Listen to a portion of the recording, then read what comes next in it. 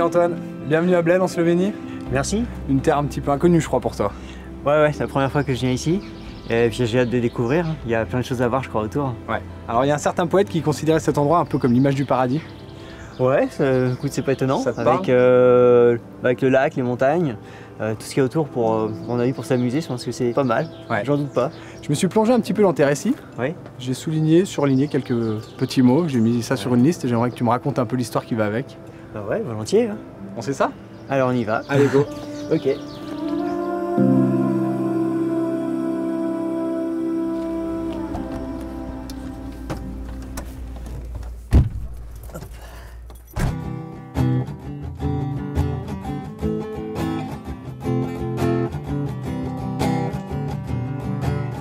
Ton arrivée dans le trail en 2002, c'était une manière de te rapprocher de la nature? Ouais, en fait, ça s'est fait un peu par hasard quand même. C'est-à-dire que j'ai rencontré un gars dans l'Hérault quand je suis arrivé. Là, j'ai acheté une baraque dans l'Hérault et l'agent immobilier courait. Et puis un jour, il me dit qu'il a repéré un défi. C'était les Templiers. Ouais. Et il me dit, il me demande si ça m'intéresserait pas d'y participer. Et tous les deux un peu le goût du défi, bon, on se dit allez, on y va, on va faire ça. Mais ça me paraissait énorme, 70 km pour moi c'était le bout du monde, je m'entraînais, je faisais 20 bornes et puis c'était tout quoi. Et donc j'y ai participé en 2002 et ça a été une vraie révélation. Et c'est fou parce que ta fréquence à la fois d'entraînement et ta fréquence de compétition est quand même sacrément importante, bien plus importante qu'énormément de coureurs sur le circuit. Ouais. Soit mondial ou même national. Hein. C'est vrai que les compétitions, je les enchaîne puisque tous les 6 semaines à peu près, j'ai un ultra. Donc ça fait quand même pas mal. Et puis mes entraînements, c'est... Ouais, moi je fais à peu près une dizaine de sorties par semaine. Entre le vélo et la course à pied, c'est 10-12. Sur du bi-quotidien. Ah oui, très souvent du bi-quotidien. Ouais.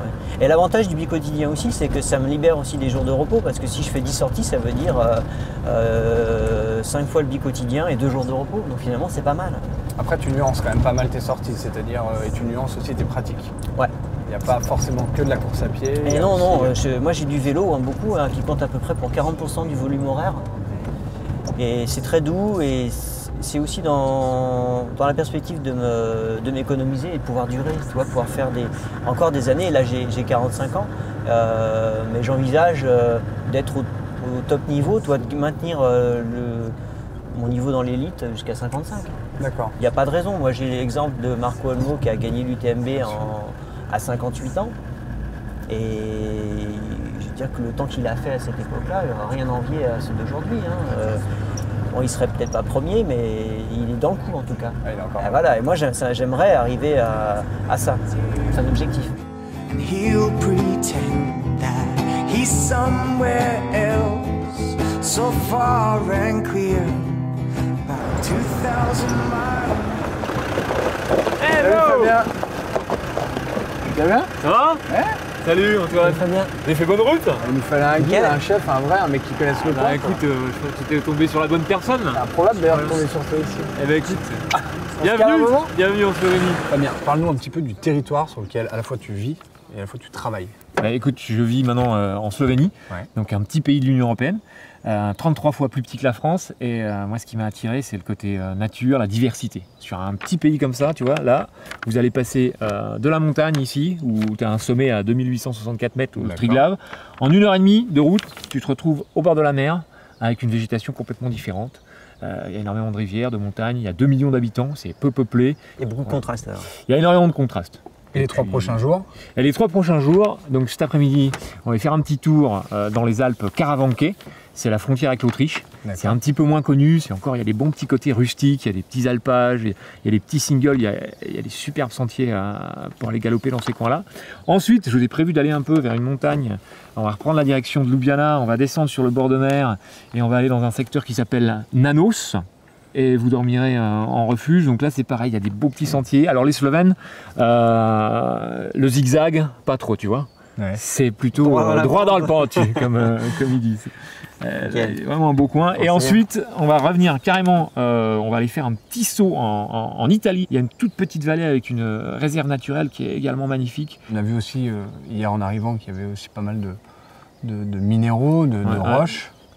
Mais on évolue beaucoup, c'est quand même du calcaire ici. Hein. Ouais. Tu vois le mot karst qu'on utilise en français, ça vient de cette région ici. En slovène, ça se dit kras. Du coup, pas très d'eau. Quand tu vas courir, te galoper ou en rando, tu as intérêt à prévoir suffisamment d'eau et savoir où sont tes points de vue. Parce qu'il pleut, il peut pleuvoir une semaine, tu repasses après, il n'y a pas d'eau, ça filtre énormément. Côté de Nanos, il y a une grotte qui s'appelle Skosianska Jama. L'eau, elle disparaît au fond de la grotte, elle ressort en dessous du niveau de la mer en Italie. D'accord. Donc ça, c'était un gros problème pour eux, l'eau. Bon, on perd pas trop de temps, on se met en route. Non, On y va, allez, là. c'est parti. Super. Hop.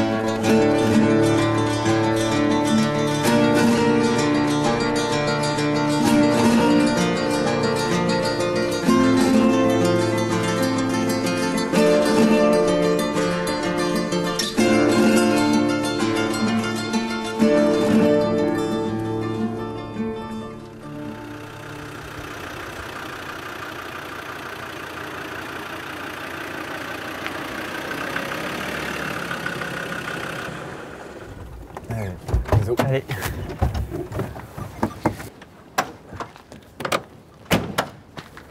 Bon ben voilà, le refuge de Nano, Ça y est, on y est. c'est là qu'on passe la soirée. On est haut là. 1200 mètres d'altitude, ouais. 1200. Ouais. Bah, il fait plus frais, hein. Ça se sent. Il fait un petit peu plus frais. Ce Ouais. qu'on va faire, on va manger un petit bout et puis, derrière, je t'ai préparé une petite surprise. Oh, j'aime bien les surprises. Ça marche. Allez, on va y dire bonjour. Ouais.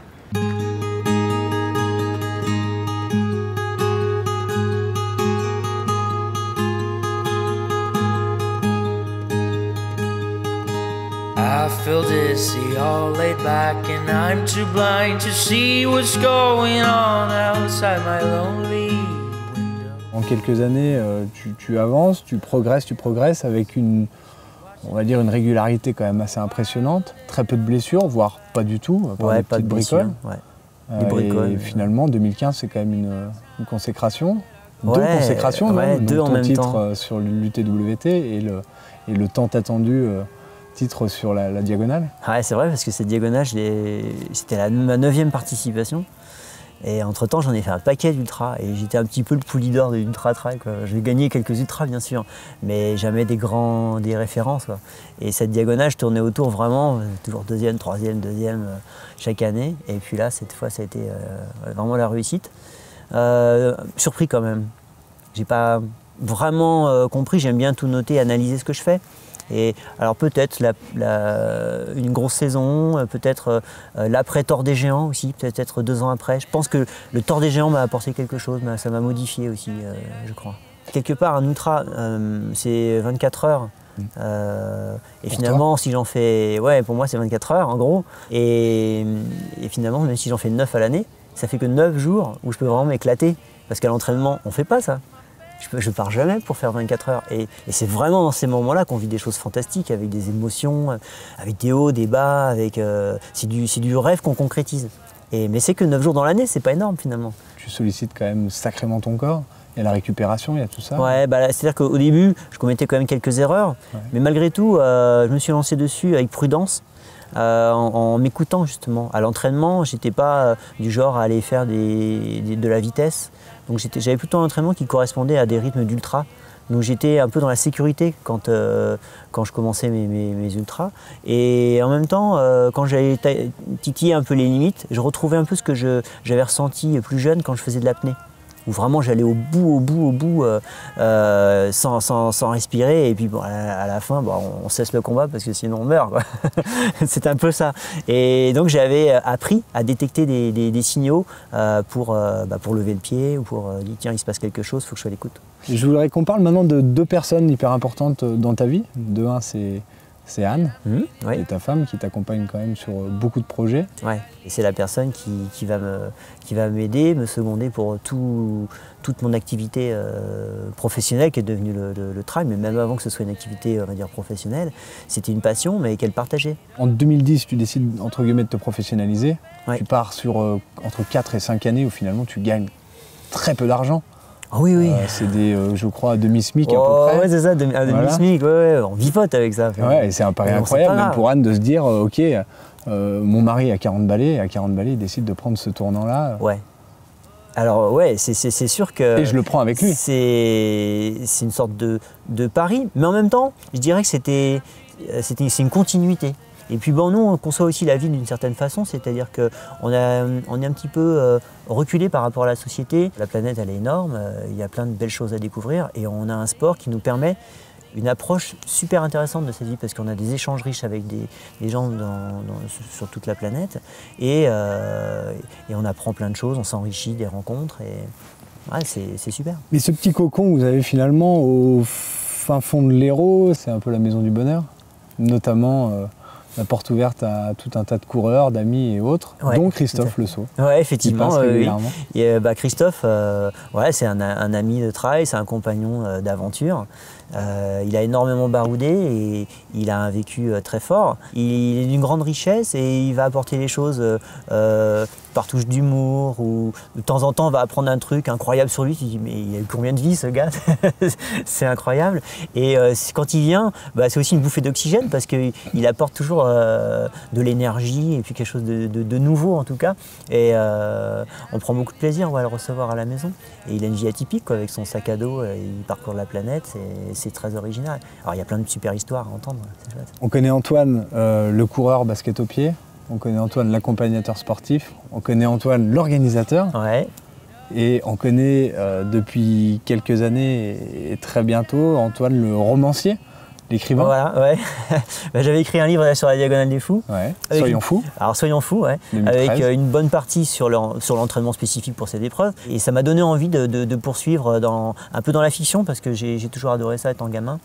Et là, donc, j'ai viens de terminer un roman. Bon, il est sur la phase finale avec la relecture, avec un personnage qui est trailer là. Tim. Mais il s'appelle Tim Ronwood. Ouais. Mais alors ce personnage, je ne vais pas parler que de trail. Je vais me servir de ce personnage pour parler de valeurs importantes, celles qu'on véhicule avec notre sport. Et je vais le faire confronter dans une histoire un peu fantastique avec un personnage qui est vraiment particulièrement détestable, avec lequel il va être obligé de faire équipe pour retrouver sa liberté, parce que malgré tout, il a entraîné malgré lui dans une aventure terrible. Et donc, je confronte 2 mondes à travers ce personnage. On attend les premières aventures de Tim Ronwood dans l'année 2016. Ouais. Alors ouais, j'espère que ce soit pour le mois de juin-juillet. Il y a du boulot encore pour finaliser. Ouais, il y a du boulot. Bon, on lui souhaite beaucoup de réussite. Merci.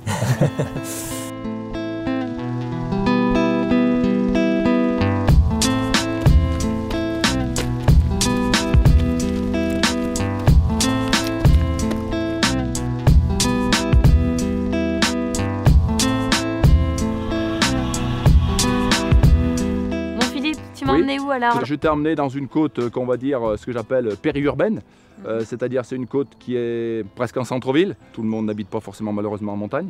Donc c'est un exercice qu'on peut faire relativement facilement sur cette côte qui fait 300-400 mètres de long, 10-12% de déclinaison. D'accord. Donc voilà, moi ce que je te propose c'est tout de suite de commencer l'exercice.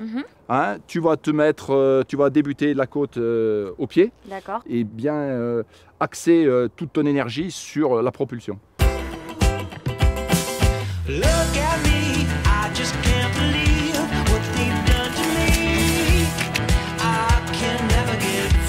Essaye de moins poser, voilà, de moins être en pointe.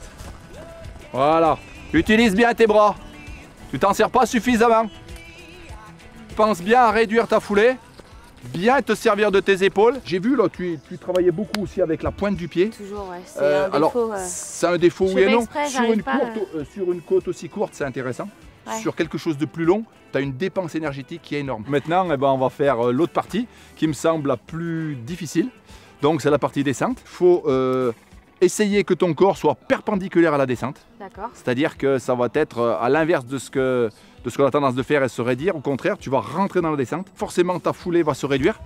Du moment qu'elle va se réduire, elle sera plus fréquente. Tu vas légèrement écarter les bras, hein, tel que fait l'équilibriste sur un fil. Bon, voilà, et ça permet de s'équilibrer. Tu peux aussi abaisser un petit peu le bassin, de façon à avoir ton centre de gravité le plus près possible de ton appui. Et puis surtout, il faut avoir une vision assez longue de l'endroit où tu vas passer, de visualiser tes trajectoires. Voilà, ces 3 choses, te pencher en avant, t'équilibrer avec tes bras et de voir loin, d'accord? Très bien.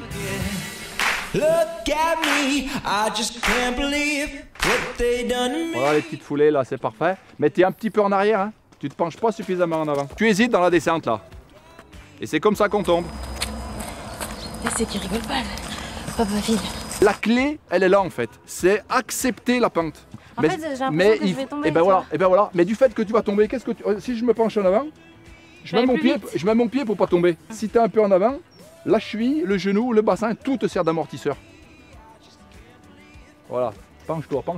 Voilà. Ça, c'est mieux là. Ah bah écoute, cette deuxième descente était bien mieux que la première. Tu apprends très vite. Maintenant, ce que je te propose, c'est qu'on se rende au stade. Allons-y.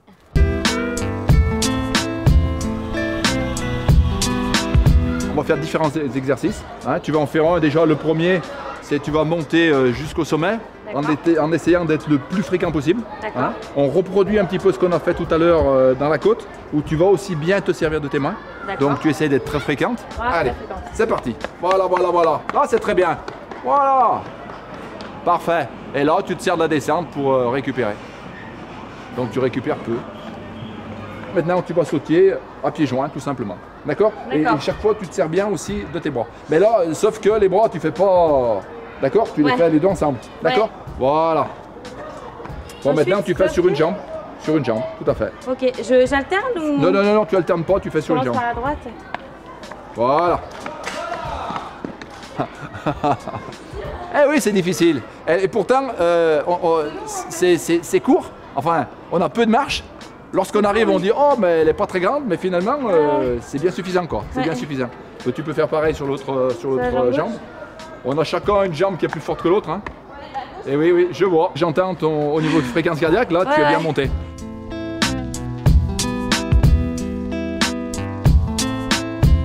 Elle est fatigante cette séance quand même. Hein. Et ben voilà, c'est la preuve que l'on peut faire un excellent travail sans avoir à sa disposition beaucoup de dénivelé. Ouais. Par contre, c'est un travail quand même qu'il faut faire avec parcimonie, notamment quand on n'a pas trop l'habitude de le faire. Une fois tous les 15 jours, c'est à mon sens suffisant. Voilà. Et puis ce que tu peux faire, c'est faire ce type de répétition. Et puis pour récupérer, en faire plusieurs, mais pour récupérer, tu redescends sur le stade, tu fais 2-3 tours de stade et tu reviens faire une répétition. D'accord. Voilà. Tu fais des petits tours en footing. Voilà, tout à fait, exactement. Ça te permet aussi d'éliminer un peu de l'acide lactique parce que c'est des exercices quand même qui sont assez traumatisants, exigeants au niveau musculaire, aussi tendineux. Donc il faut quand même faire ça assez prudemment. D'accord. Voilà. Bah, merci beaucoup en tout cas. Je vais avoir peut-être un peu mal aux jambes demain. En tout cas, j'espère, parce que ça voudrait dire que j'ai bien travaillé. Ça voudrait dire que tu as bien travaillé. Voilà. Mais ça, j'en suis sûr déjà.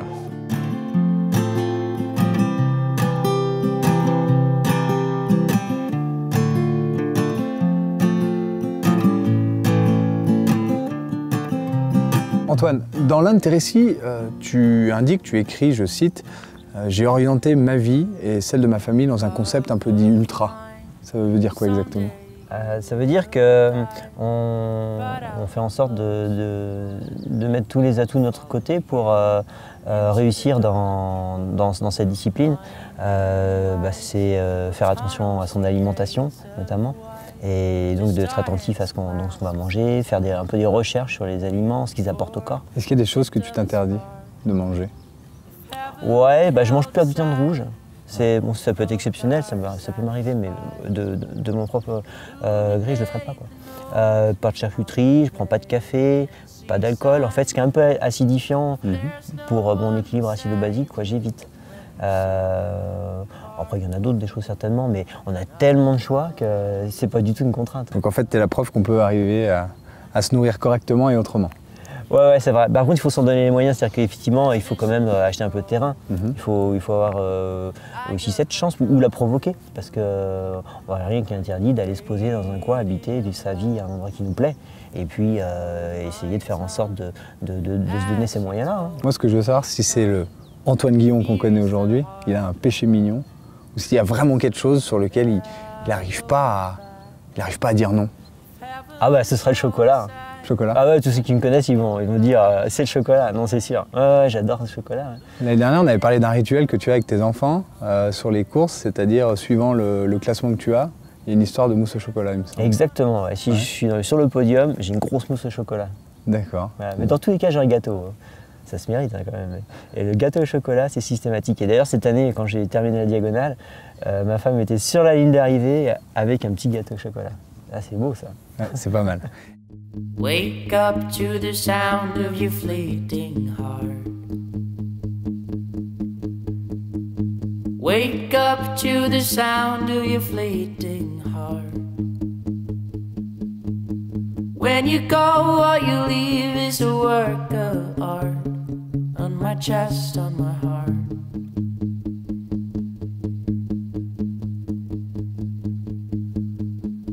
She went out to the haze in the morning grace.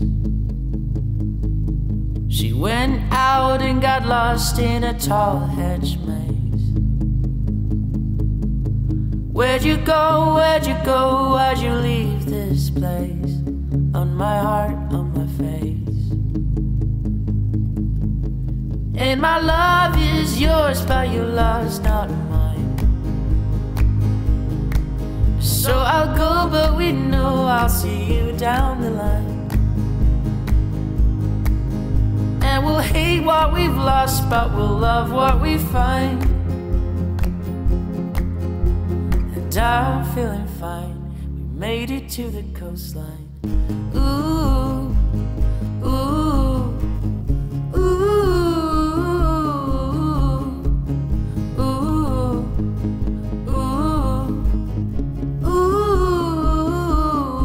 Bon, dis-moi Antoine, 3 jours passés en ta compagnie sur le territoire slovène, on a découvert une bonne partie de ton univers, de ta manière d'être et de ta façon de pratiquer. Ouais.